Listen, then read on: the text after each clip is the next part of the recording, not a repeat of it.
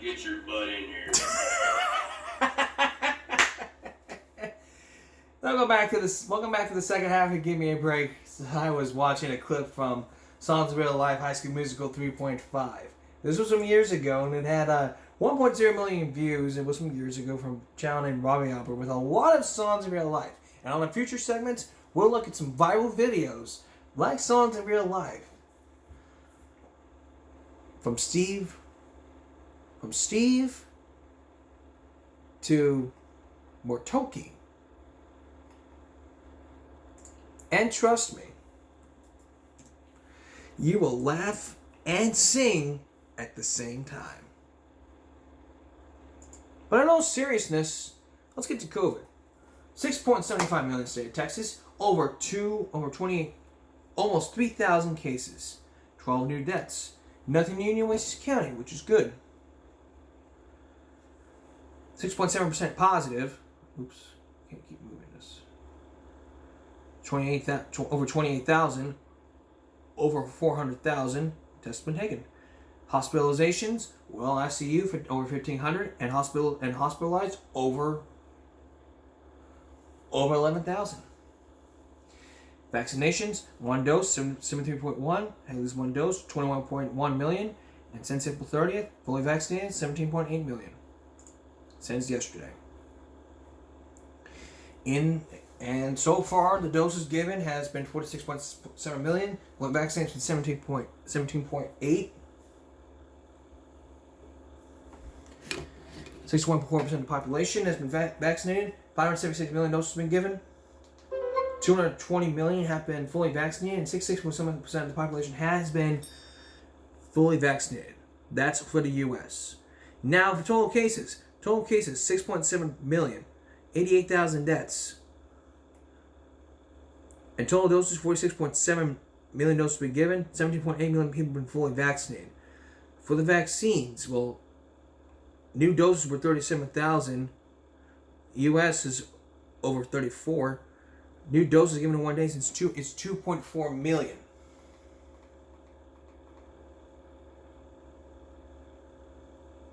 So that's the data reported. But in China, there's been a COVID outbreak that led to massive restrictions. What are those massive restrictions? Let's watch.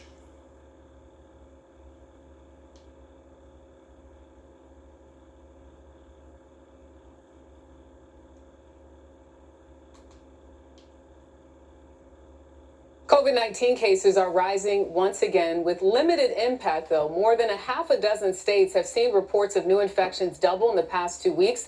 Hospitalizations are up 15% in the same period. But vaccines have meant far fewer severe cases. Today in China, the country's latest outbreak prompted a tightening of restrictions in Beijing. Here's CBS's Elizabeth Palmer. Shanghai's health authorities say more than half the population is no longer under lockdown, but you'd never know it. In practice, most people are still not allowed to leave their compounds. Though there has been a big push to get essential workers back on the job, among them agricultural staff on Shanghai's outskirts. Farmers getting back to their crops is one thing, factory workers is quite another. Some of them have gone back to restarted plants, but as this video shows, under a so-called closed-loop system where workers have to literally sleep on the job. China's lockdowns are causing labor shortages and broken supply lines, and U.S. companies are warning they're likely to cost billions of dollars. That's why the COVID outbreak in Beijing has caused such alarm. May 1st is a huge holiday, but the capital is quiet, except for COVID testing. And testing and testing. 21 million people multiple times last week. And even so, cases are rising. When you see this usually crowded city empty, you can't help but wonder, how will people make a living, says Ms. Lee. I feel depressed. Authorities have not declared a sweeping lockdown yet, but they are inching that way. New barricades have gone up around buildings with COVID cases. Amusement parks and theaters have been closed, and restaurants this holiday weekend are only open for takeout. Elizabeth Palmer, CBS News, Tokyo.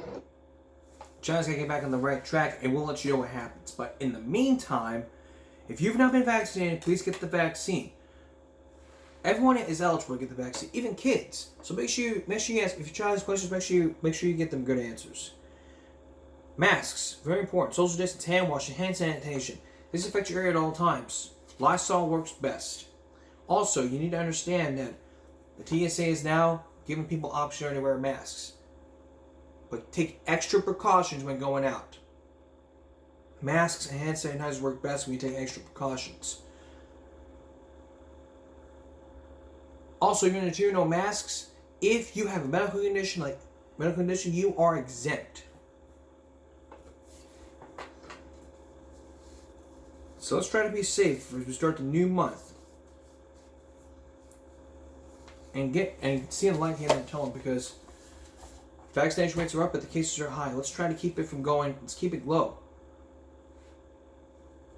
I don't want to be approaching another 3 years when this hits. Okay. When we come back, there is new developments. No, it's not new developments. There's an issue going on with coaches with banned coaches that are coming back to coach. It's about sexual assault. Coaches accused of sexual assault. We'll look at that when we return. Up front tonight, the question is, who's coaching your kids? An NBC News investigation has found out that coaches were banned from Olympic programs for sexual assault.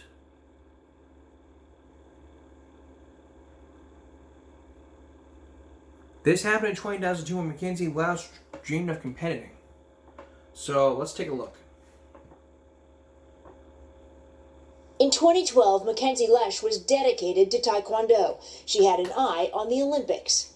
I was so determined. I thought about it every day, every second of every day. She trained with a top coach in Missouri, Thomas Hardin. He had this friendly persona and everyone loved him. I admired him so much because I wanted to be the best. But when she was 9 years old, she says Coach Hardin's behavior changed. He was grabbing my butt while he was picking me up, and I was like, this is weird. Did he become more aggressive with you? Mm-hmm. Yeah, at his house especially, he would go under my clothing when he would pick me up. Mackenzie says she kept the abuse a secret for 3 years until she couldn't take it anymore. Then I ended up texting one of my best friends at the time saying, I don't know what to do, something's happening to me and I can't tell anyone. Her mom, Karen, went to the police. Hardin was not criminally charged and denied the allegations, but a Missouri Children's Division report found that Hardin touched and fondled Mackenzie. Karen also turned to the U.S. Center for Safe Sport, an organization founded after the USA Gymnastics scandal involving disgraced doctor Larry Nassar. Safe Sport, which can ban coaches even without a criminal charge, banned Hardin from coaching athletes in any Olympic program and put his name in their online database. I was like, yes, now finally something's going to be done so that people know that here is someone besides the mother of the survivor saying he shouldn't be around children. What effect did that banning have on his career? Absolutely nothing. Today, Hardin still works with kids, coaching in his own studio. An NBC News investigation found he's not the only coach banned for alleged sexual misconduct to still be working in their sport. Out of the over 1,600 coaches banned by Safe Sport, at least 20 continue to coach minors. Safe Sport CEO Jerice Colon says there is only so much they can do. We do our best to investigate those allegations and remove people who shouldn't be part of sports from participating. Unfortunately, organizations across this country don't have to listen to that. Colon hopes athletic organizations will follow Safe Sport's lead. I would love to see where schools, universities, local recs and park, youth serving organizations are coming to say, this is the standard that we are all going to live by, and we're making sure that our kids are protected at the same capacity. Hardin did not respond to requests for comment. 10 years later, Mackenzie worries about the children he coaches. I have a few times looked up like his studio and like people who are training there, and I've so badly wanted to like message some of these parents saying, please get your kids out of there. I don't want anything to happen to them. I know who he is. I know what he's done. Stephanie Gosk, NBC News. And there are lots more that NBC News didn't cover and that we're going to cover tonight. So tonight, a Give Me a Break investigation into coaches that were banned, that were banned from coaching but are still working. Why isn't anything being done? Let's take a look at a few. Tyler Moschella, so sports officials U.S. Hockey, not yet filed criminal discrimination involving minors, criminal sexual misconduct, action taken, ineligible. The date was look at that. That was like 2 to 3. That was like 3 days ago. The same thing happened to Brandon Kimmer. And then the 28th, Stavros Steve Chelos, Wajello Avnios, Max Gordon.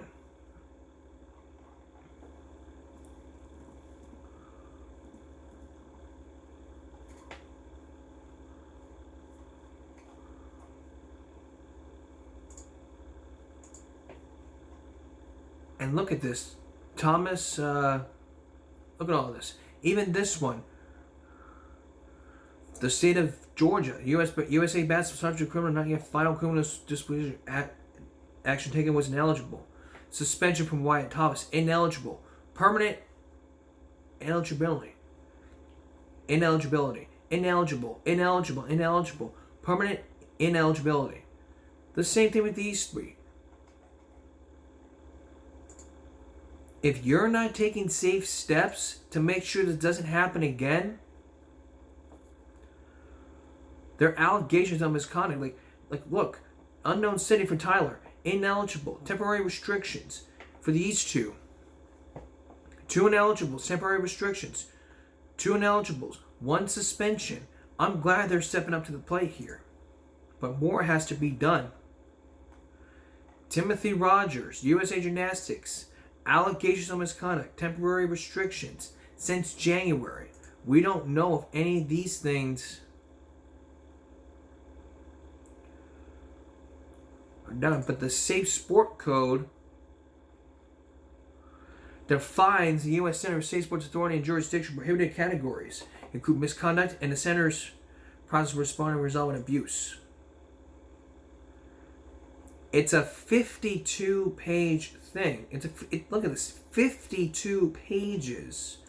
An individual who's believed to be responding by under the age of 18. Like, look at all this. I am glad they posted this.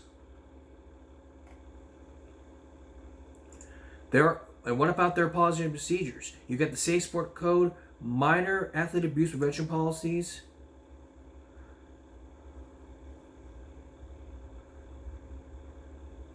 You gotta learn it. You gotta know how it works. So, I mean, for parents, athletes, coaches, administrators. So, for those who want to learn more, we will have that link in the description below. And if many coaches are being suspended throughout this time or throughout this month, I'll let you know. We'll continue our investigation to banned coaches that are still coaching the days and the weeks ahead, and bring the results on a future Give Me a Break. Now, if you look now, looking at this chart, this is the process. By this, the alleged sexual misconduct, like all of this. This is a 1-page chart. The decision is final. This is like this is compared to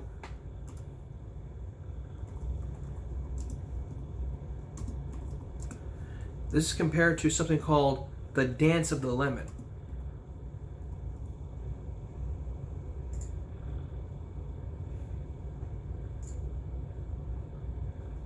That means it keeps effective teachers moving from school to school. It's steps that teachers must take when principals must take to fire an incompetent teacher.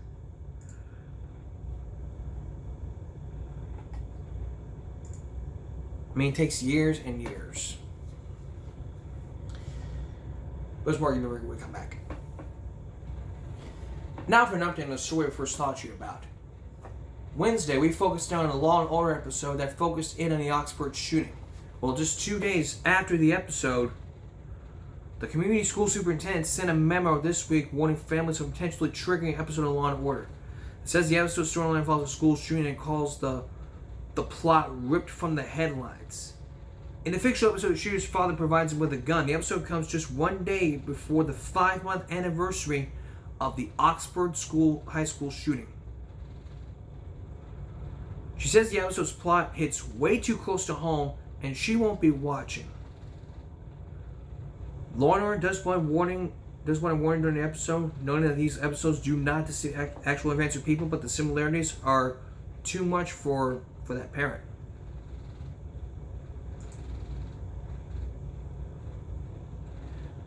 But what's going to happen now? Is are they going to sue NBC for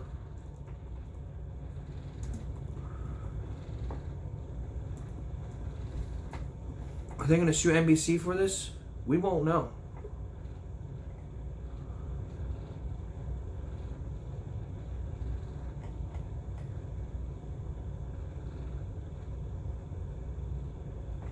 But I'll let you know what happens. Nothing new in CCSD. But 8 News now has reported there was a crisis in the community just 5 days ago. The school year begins to come to a close. Clark County School District Superintendent Dr. John is reminding everyone that violence will not be tolerated on campus. It's been a busy school year for CCSD, and thousands of violent incidents have been reported around the valley, including most recently at Elemental High School. They say they've taken several steps to control the violence, like cameras and instant alert systems. Families should expect more updates to their children moving forward, and I shall give you more updates as this goes along. Give Me a Break continues in just a moment. Ever since the incident that happened in the Clark County schools with the superintendent firing an interim superintendent, they released a copy of their contract with new interim superintendent Dr. Vanessa Tinsley after approving a contentious meeting on April 29th. Now, this comes after the former superintendent was fired, which is basically not taking the proper steps. The contract awards Tinsley, a retired deputy superintendent for the district, a base salary of over $300,000. In addition, she'll receive a $2,600 monthly expense, plus another $500 in travel expenses each month. So let's do some math here.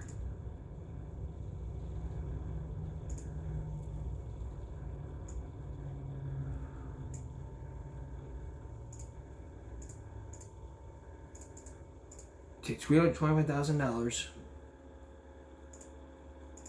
plus $2,600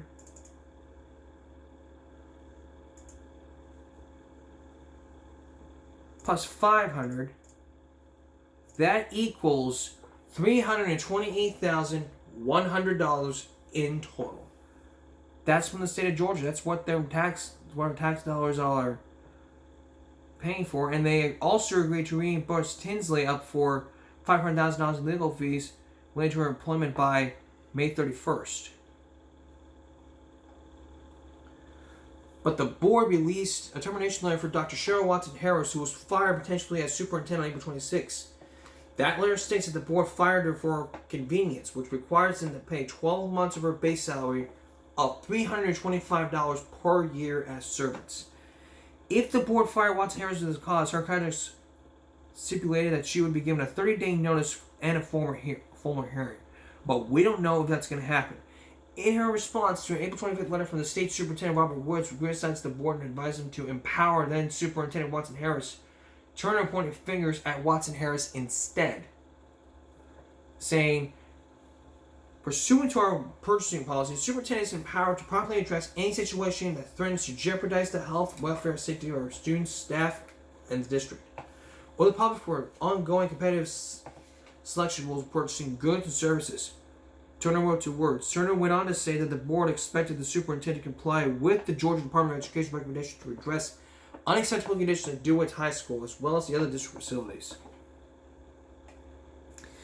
But in a recent interview, she told Decaturist flatly that that the needs of Durant Hills exceeded was what she was allowed under her spending authority. October last year, the board reduced her superintendent's authority to enter into contracts without board approval from $100,000 to $50,000. But board member Dr. Joyce Worley has also publicly criticized Watson Harris for disparaging her knowledge, decision, and qualifications at the April 29th board meeting. She was named individually to the Cobb County District by former Superintendent candidate Randy Crew. Crew alleged her 2020 lawsuit she was discriminated against due to her age. But they settled that suit for $750,000. That's the update so far from what had happened.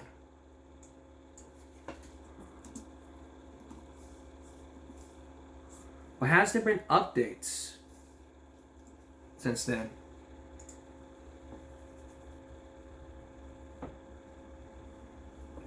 Well, last week, the Atlanta Journal-Constitution reported that DeKalb County Superintendent asked for grace on school's repair plan. They're in the process of meeting this week. The board voted 5-2 in the final hour to put a critical maintenance needs across the district first, rather than put major projects on the short list of schools. That was a blow to supporters hoping for modernization of Durant Hills High School, which estimated to cost up to $60 million. But before Monday's first year, urged the board to give staff time to vet the proposal. They had previously been accused of misusing taxpayer dollars and not giving promises to the community, she said. But the board chair told AJC the board's vote does not supersede the district's existing comprehensive master plan that includes a 10-year plan for facilities. But the new plan ranks the needs of each school, including differences that would affect a school's ability to stay open. Board members acknowledged poor conditions. But the board member who introduced the new plan, Anna Hill, estimated the cost to address critical events district-wide were total $410 million. That and also would cost $600 million. But last year, voters approved the extension of District's East Florida Education Special Purposes and Local Option Sales Tax for these past projects to be done by 2027, which is 5 years ahead. But we probably won't know until then.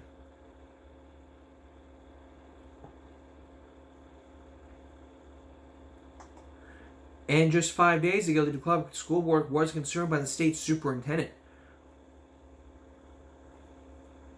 Woods accused the district of neglecting regular maintenance of parts of the school's some improvements solely cosmetic.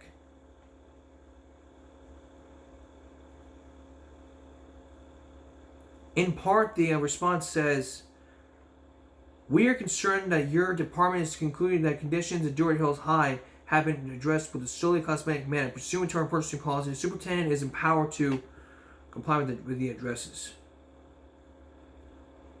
But on April 25th, before she was fired, I would not recommend DeKalb County School Facilities to plan with the State Board of Education to approve while these fundamental issues remain." This was from Richard Woods, the state superintendent. About 13% of students attend the school, and also diverse. 40% of the students are black, 30% white, 14% Hispanic, 11% Asian. Part of the schools are featured on 20,000 people called Remember the Titans. Woods said the district has unused COVID-19 relief funds, and the state can reimburse the district after September 2022. That is months away. But we don't know if that's going to happen when they keep sweeping this under the carpet.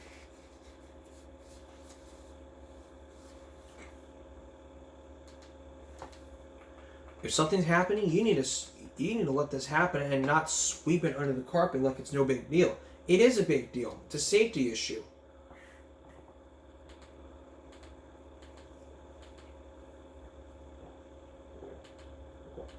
A big safety issue.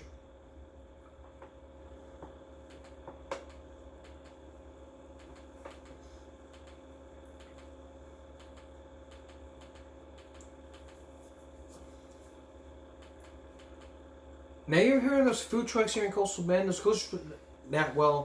Coastal Bend food truck owners see a future opportunity. What is that? Never been accused of being flashy.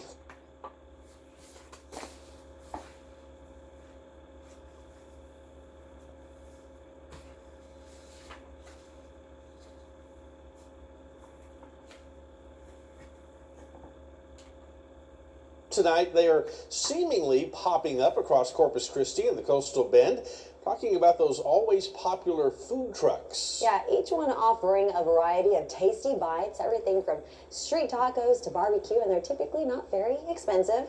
And as our Bill Churchwell reports, more opportunities could be rolling out here soon. It leads us off on this Friday night. It's all my mom's recipes. Jenna Miravia says her mom's mini tacos have been rolling out for the last 20 years with their food truck, Taquitos Mi Sierra. 2 trucks. One truck is permanent at Pep Boys in the evenings. Our second truck allows us to do events and caterings, weddings, quinceañeras. You can find them just about everywhere these days. On Friday, they were right here at Windsor Park. There's even a festival dedicated to this growing trend. Foodies won't want to miss the Food Truck Summerfest in July along the bayfront at Water's Edge Park. But imagine something like this every day. Corpus doesn't. Corpus really needs a place for a food truck.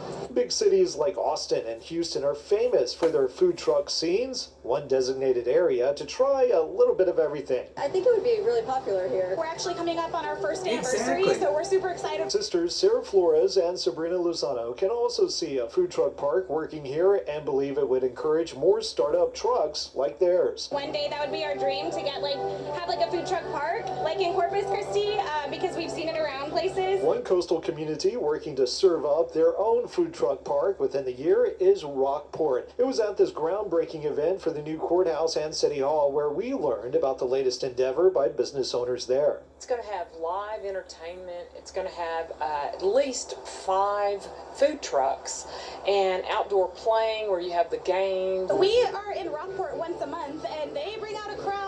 Everybody, the community is just so involved there whenever it comes to local vendors. The food truck trend in Texas is only going to continue. The sisters saying they are excited about the opportunities we could see locally. Bill Churchwell, 3 News. Hey, thanks. And the question is, how can you own a food truck? How do you own a food truck? Do you have to have a license? We'll tell you next.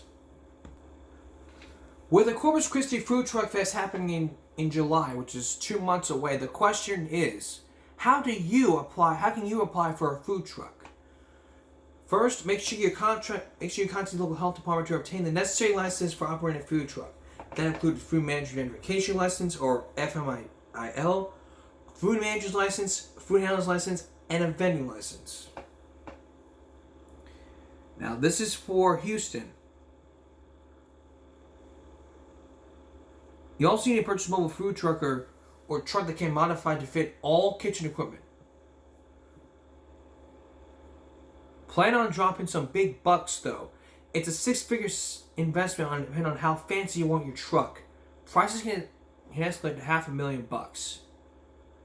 There are more than 1,500 food trucks and carts in the Houston area. Growth in the industry benefits consumers by giving them more choices and makes surviving the business more difficult. In addition to long hours and the expense of the truck, there's also the cost of running the business. You ought to apply for a business license, though, through your local small business administration office or your county clerk's office. Those permits don't come free. Plus, the hidden costs like venues want a percentage of revenue or setting up the venue.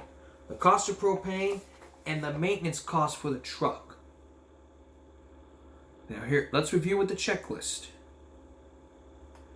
Contact the local health department, obtain a list of acceptable foods you can prepare and sell a mobile food truck. Apply for business license through your local small business administration office or county. Purchase a mobile food truck. Contact local restaurants, kitchen managers, schools, and public places that offer small business to use commercial kitchen space for preparing food. And complete a health inspection of your mobile food truck by contacting the health department to set up an appointment. These are tips if you're looking for want to start your own food truck. If it happens here in the Bluff, I'll let you know. We'll even do a Give Me a Break something about this. Well, coming up tomorrow. If you saw the video, it was the anniversary celebration eve, which was part 1. Part 2 is the real deal at my old school tomorrow. So look for that. We're gonna have a party. Well, not actually a party. It's going to be a celebration there. I got a lot of people to thank. I want to thank you guys. You guys have been there for me for 5 years. And you folks here there in the Bluff. You guys were behind when I started playing guitar. And I want you guys to know, you need to be, I'm behind you 100% whether you like my show or not. I deal with a lot of issues and take them very seriously. But with that in mind, also, my anniversary coming up, Wednesday we look at the city of Corpus Christi looking to hire more lifeguards, double staff, which was 3 days ago.